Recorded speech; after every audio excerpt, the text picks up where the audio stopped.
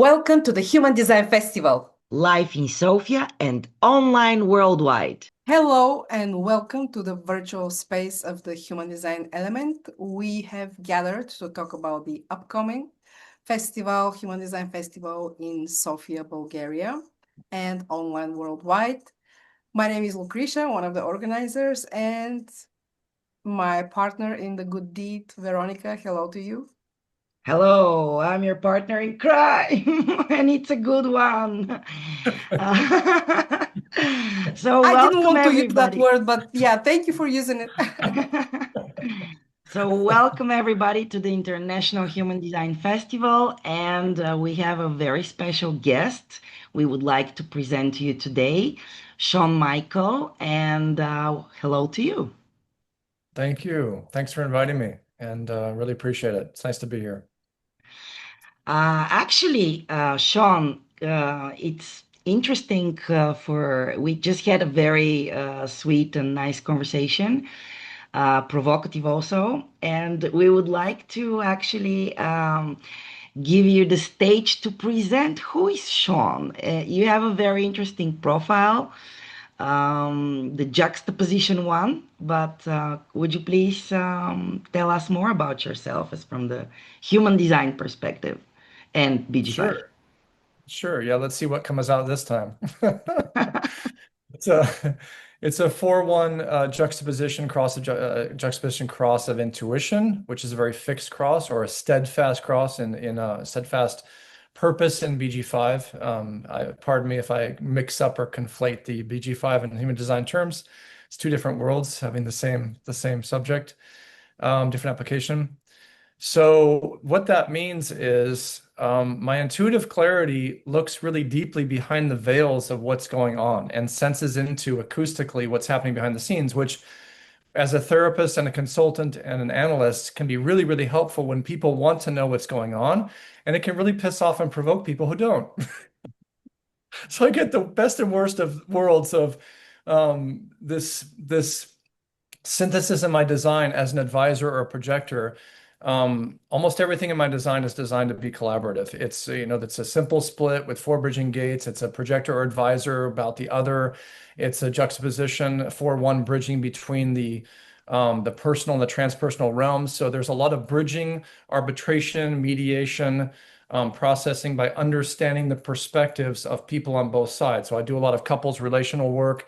I do a lot of defusing and de-escalating circumstances between parents and kids, things like that. I can really, really relate to the perspectives on either side of the coin and help the other side to understand what the other one is going through. That empathy, that concern, that ability to tune into that.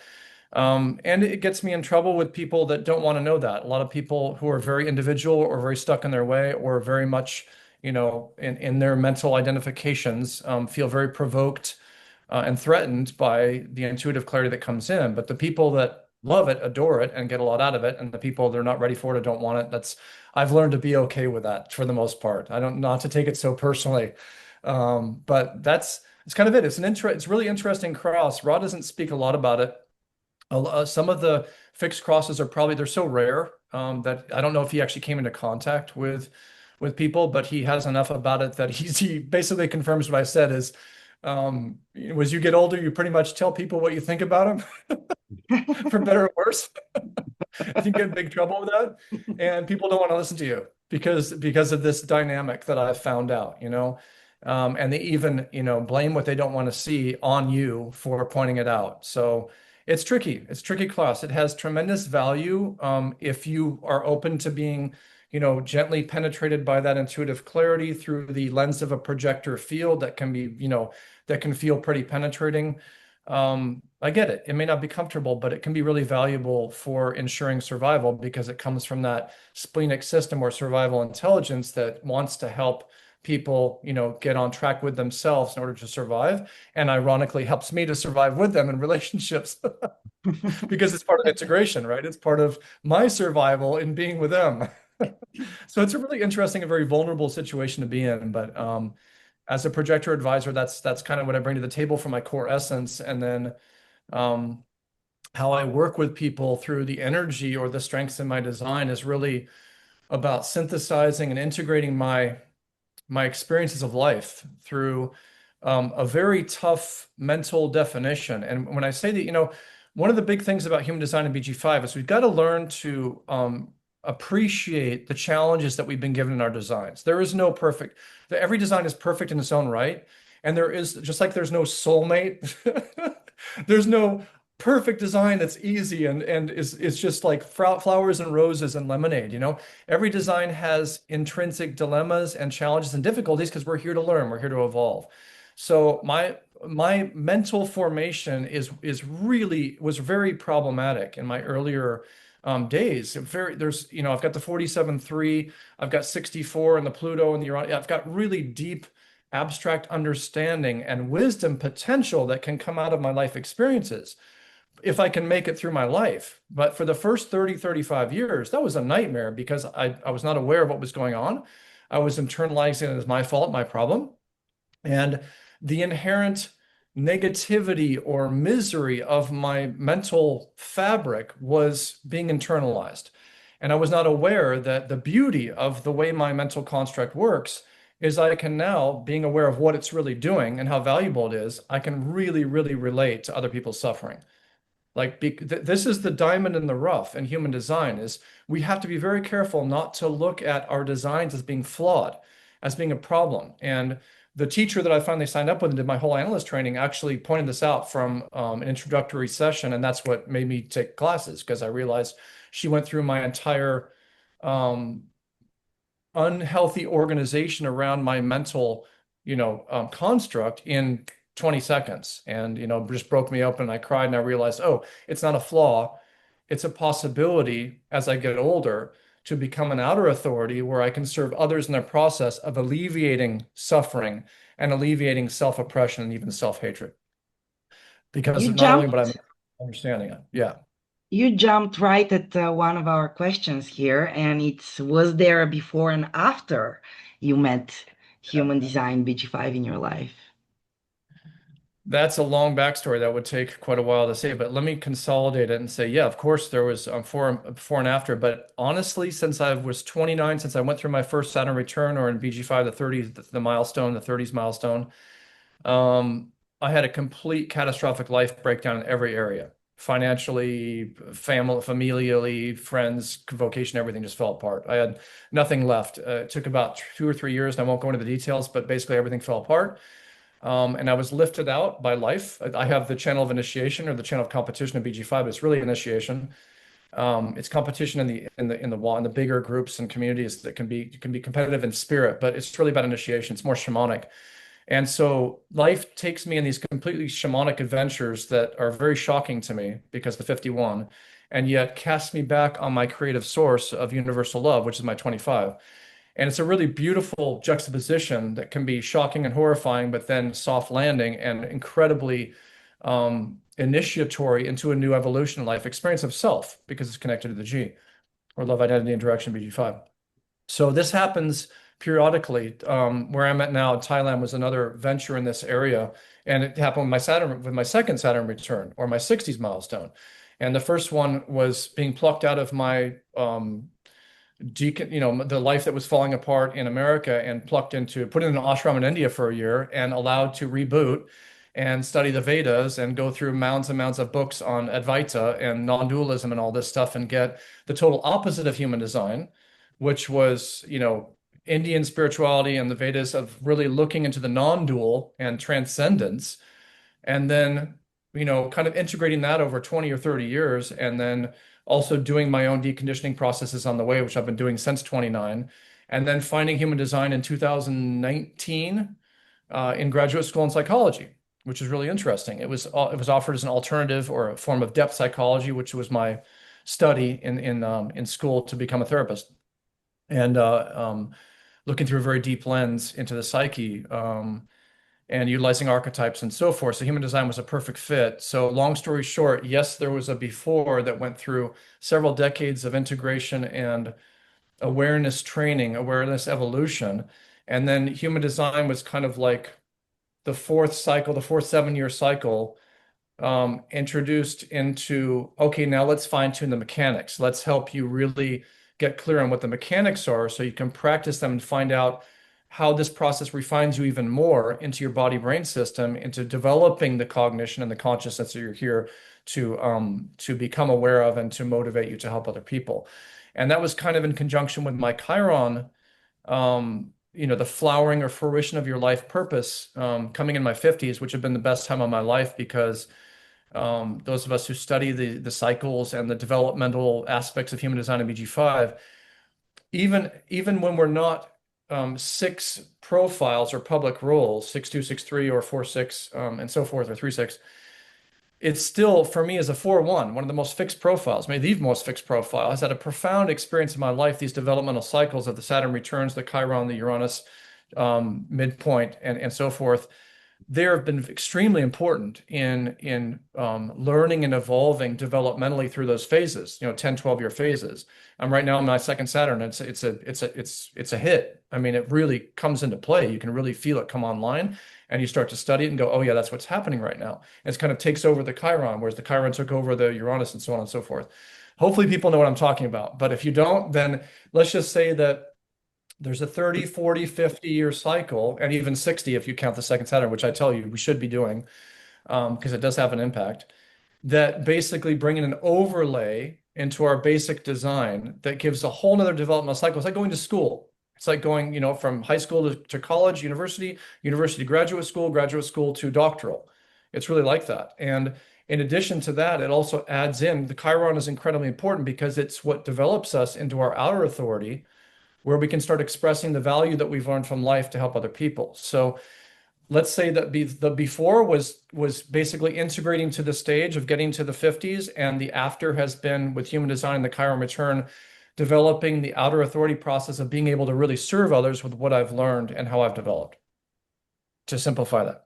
Because at 43, 23 wants the structure. That abstract mind explains the whole thing in detail, hopefully in a way that can empower people, but then that structuring wants to make it efficient and simple so people get it.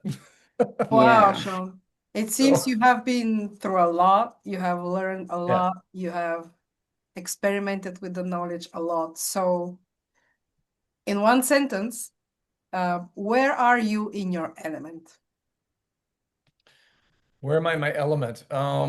So literally and metaphorically, it's funny. We talked about that before the interview.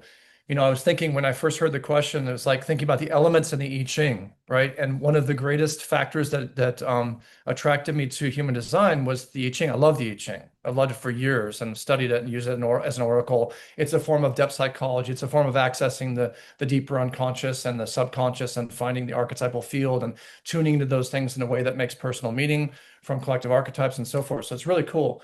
But in the I Ching, and then the wheel in human design or BG5, you have the 8, archetypes that give like the houses, of the I Ching elements. And I was thinking, yeah, I can really relate to mud, which is not one of them. It's like wood, but there's mud because that 6447 felt like mud most of my life, like wading through the mud and going through the misery of life experiences until I realized, oh, now I can really help other people with that, what I've been through, and stop blaming myself for having a bad mind because my mind is not bad. It's just didn't understand itself. I didn't understand what it was doing.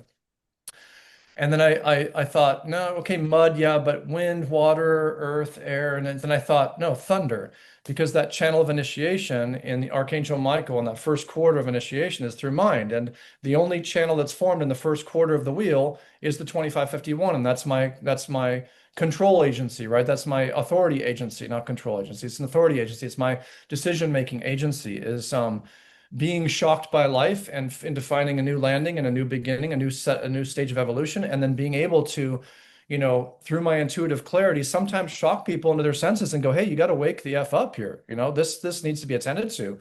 You're doing damage either to yourself or your body or your psyche or to others. That's the worst, and to wake them up into like, hey, we got to get more alignment with yourself to evolve into a correct attunement with yourself.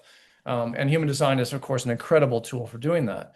So then I thought, yeah, I can relate to thunder because thunder over thunder is the 51. It's the Gator trait 51 in the wheel. So I thought, yeah, so I'll go with thunder, thunder. So that was the literal sense. The metaphorical sense, where am I in my elements? Wherever life takes me, that's right. It's taken me to Thailand for I mean, if I go literal again, if I look at my environments and the PHS of the variables, I'm literally in my element in inner markets environments. So I do telehealth. I bring clients into my world, into my office space, through the laptop. I love doing things online. And literally, when I feel sick or I feel pinned down or I feel stuck through that open splenic system that gets stuck in places or with people that's really unhealthy for me, then I literally get out of my cave environment, which is not my environment. It's my dad's environment I was conditioned into, or at least from his two quality on the unconscious side. And I literally go out to the mall. And I recognize after it's so funny, human design teaches us to recognize what we've known to be true our whole lives. It just gives a blueprint for it. So when I was a kid, I used to go down and hang out at the mall. We had this place called Lancaster Mall in Oregon. And every time I felt so good at the mall that I could just go down there and sit for hours and people watch, just study the people as a one, right? I was just watching all the people and I would pick up so much from their energy and their vibration, their communication. And as Ross says, fours all learn that by the time they're like 13, fours learn that there are only two kinds of people. It's basically self and not self, and there are very few self. So we get our circle of friends. They're like good people. They're more attuned to themselves, and then the rest of the world is pretty much conditioned to be not self. So I studied and studied and studied people from being in an inner market small environment, which is really, really cool, not even knowing that that's my actual physical environment that gives me well-being in my life. And so now I literally go down to the mall and I'll go to the coffee shop and I'll sit there for hours and read my books and listen to my music because being in that environment literally enriches my body brain system. And if I get a cold and stuff, it's literally healing me. It's incredible. It's better than staying in the room or staying in bed. So there's that. And then more metaphorically, literally my environment or my element is for sure helping people, supporting people that want what I have to give and being called into these life phases that are the correct place, correct time, like Thailand has been for the last 2 years for me, because it's given me the de-escalation of socioeconomic stress. So obviously it's about half price to live here than California. California is incredibly expensive. So it's taken the pressure off that I can complete my schooling, complete my certification process with BG5, instructor training, analyst training with human design, and do all my studies and complete all the books that I've wanted to read and not be forced to pay huge amounts of rent. And now the call is coming back to California. So I'm going to continue back next spring and start something new there with my good friends and connect with people in person and see what that's about for maybe a year or two before something else shifts or happens. So that's three levels of kind of relating where I'm in my element, depending on how literal, or symbolic or metaphorical you want to be. But it's so much about attunement. It's so much about aligning with the spirit that's correct for you and that vibratory quality or frequency that we're so acoustic, individuals are so acoustic, that feels healthy, that seems correct, from that internal sensation of like, yeah, this is right to do. And oftentimes we don't understand it. We don't know what it's about, right? Because it'll be experiential and we'll learn in hindsight. It's not logical. It doesn't make sense, but it will then afterwards. So that's my element. Okay, it's actually nice timing that you met human design right before the pandemic. And how did you actually deal with the concept of mind when you entered the experiment? Yeah, I've been dealing with the concept and construct of mind since I was 29, since I began, what I would call the foundation of spirituality, which is really just an integratory process of bringing, spirit and form, or the idea of spirit and form, the idea of the invisible and the visible together, because they're one and the same. They're just different densities or different frequencies, literally. And we know that through physics now. And this whole, so-called spirituality can be so woo-woo and so esoteric. It's just not me. I love the esotericism. 61's in my unconscious sun, if I get that right, or Earth. I can't remember. Yes, my son's my mother's heritage. I can't wait. It's on that side. And so it's very important to me. The study of the occult knowledge, the esoterics are very important. My mom was really new agey, so I learned a lot about the occult and different ways, mysticism, anything from naturopathy to mysticism and so forth, has always been a fundamental part of my life. But I can't stand the woo-woo. I can't stand just the ungroundedness of it. So it has to be grounded, which is funny because it's on my, unconscious side, my body side. It has to relate to it. So there's that piece. And so I've been studying, like I said, when I was in India, I was studying the Vedas and so forth. So there's always been that piece of like the mysticism, the shamanic transformation, evolution. What are we here for? The questioning of the purpose and one's personal disposition in life, and what's this all about, and so forth. In a very deep way, not being satisfied with just the mundane world, but in transcendence. There's something that has to be transcended, and in Jungian psychology, we call that the transcendent function. There's literally a correlation between matter and so-called spirit. And I know that Ra was very careful about not going into that idea of spirit, and that spirit in human design is something very different. It's a frequency. It's a shift into the emotional field that aligns us with an attunement to self. It's not some Holy Ghost or etheric thing, but that the subtle, to me, the spirituality has always been a connection with the subtle, with the invisible. And the invisible is part of the fabric of being, the dark matter, the space between form, the fact that we're mostly not even concrete, and yet somehow this stuff takes, just sticks together. 90% is space, but it's still not going through each other. Like, that's a miracle. That's really wild, right? Electromagnetics, quantum, and then the quantum on top of all that stuff. So it's been like the nature of mind, the deliberation with mind, the construct of mind, but really, to your question, what is the mind itself, right? And for 30 years, wrestling with my mind, going into deep depression around the mind and miserable experiences because of the mind, and really fighting and arguing and enemizing the mind. I know that's not a word, but making the mind my enemy, when in truth, the mind is our best friend and probably the greatest resource we have. And it took me decades to realize that. And a lot of just mindfulness training and practice and self-awareness and self-love and kindness and forget all that stuff helped. The therapeutic path helped a lot.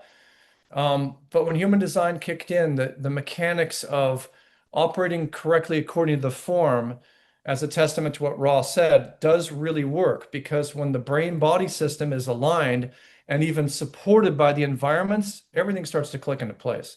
It just does. And it's kind of a miracle. I mean, it's so simple, but so profound, in that when the brain-body systems start to line up, then the correct cognition and way of perceiving emerges out of that. And then the developed awareness that comes out of that is also correct. And again, what I've noticed is I knew all that stuff before, but I didn't know on what human design brings in is a blueprint of that knowledge. It brings in a confirmation on paper of how that structure works. That's what I love about it. You can point to the analysis and you can describe what's happening there to verify the life experience that you've been noticing for so many years, and it really empowers it. So I worked with my mind in the best way I could, according to my level of development, intelligence, and access, up to human design, when I started to really work with my body more consciously. And that, differentiated from the mind, allowed me to start to see the mind for what it is. And then the incredible resource that it is becomes an outer authority to offer others. So the differentiation of inner authority versus outer authority is the key to the mind, because we are trained and conditioned to use the mind to make decisions, which is an absolute catastrophe. It is a disaster. It is, if I could reduce all the woes of the world to one problem, that's it. Not self mental identification, which uses all that not self shadow mental activity in the system to basically justify the wrong workings of the mental decision-making process, which is where the world is in absolute, catastrophe in many ways. And when that is surrendered and understood, that it is not an internal process, it is an external resource for others, that blew everything open. And it's starting to blow open. When I describe that to clients, they look at me like a deer in headlights, like they've never heard that before. It's something we're so not taught, and that is so essential to us learning, because we hate our minds and we hate ourselves, in the way that we're identified with our minds. And we lose all the value of what this incredible resource is about. It's about to share. It's about sharing with others what we have learned, what our own intelligence brings to this world, when they're open, when it's correct, when the dynamics are correct, so that they can also benefit from our experiences. And there's nothing better than saving someone years of suffering because of what I went through. Nothing better. If I can save you 3 years of Yeah. suffering, I'm going to do it.